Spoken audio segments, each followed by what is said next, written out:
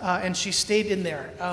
So after 3 semesters of that, she said, take a break, figure out what's going on. She was a chemistry major pre-med. She's still very interested in medicine, maybe medical school, maybe paramedic, lots of things to figure out. So Isabella's with us for a semester or gap year as we figure out, as she puts the plan together. Good. That's us. I grew up, my name is Jay. I grew up in Northwest Iowa, active at my own Bible camp and Trinity Lutheran Church, Luther League, and all of those things. I didn't ever get perfect attendance at Sunday school because there would be times we would go fishing as a family, and I would always miss out on that perfect attendance button. As I finished my confirmation years, my pastor, Woody Clausen, took every confirmation student into his office, and we had to do a meeting with the pastor. Somebody say, ooh. And during that meeting, my pastor, Woody, said to me, Jay, you have some gifts for ministry. Have you ever thought about being a pastor? No, I hadn't. I'm a 7th grader, for goodness sake.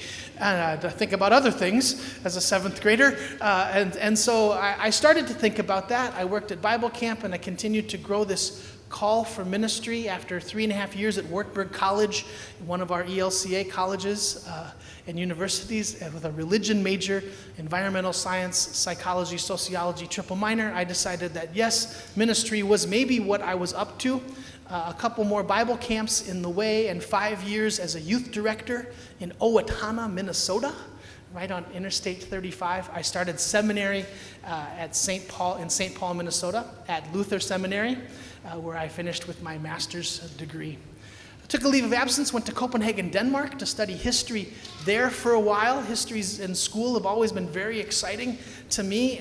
Came back from Copenhagen and went straight to Fredericksburg, Texas, to serve as an intern. I served my internship year at Zion in Fredericksburg, right on Main Street. Not the big white parsonage that looks like like Tara from Gone to the Wind, but the little pink one next to it is where I lived, in that parsonage, which is where I met Elizabeth. We were married at Zion then a few years later. I served at Zion for 5 years. I was the intern, the seminary in residence, and then for 3 years I was their associate pastor of New Growth and Evangelism, I think was my title from there.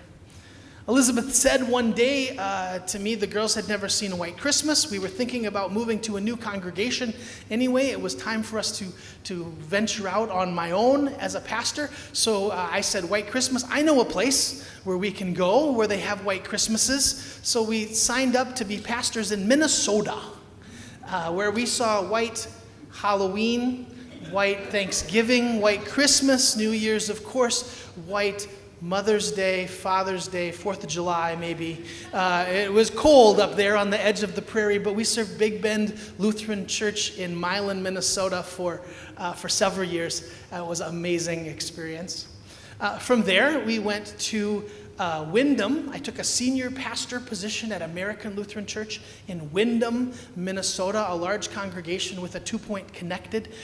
Served there for a while and discovered with the help of the leadership there that there had been some struggle, some strife in that congregation. There was a boundary violation between an elected council member and a staff person, and that congregation needed a little more help than I could do on my own. So with some help from the bishop's office and the staff that was there, we left American Lutheran in Windham, and we went to Camdenton, Missouri, to Lake of the Ozarks to serve at Our Savior's Lutheran Church, and an intentional bridge pastor came in to minister to the congregation in Windham.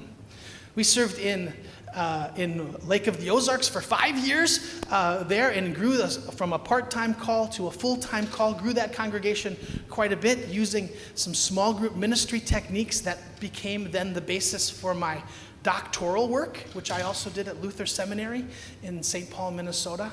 As we served that congregation, it grew to the point where it needed a full-time pastor, and we had been in the school system enough to know that we didn't really want our kids to finish there.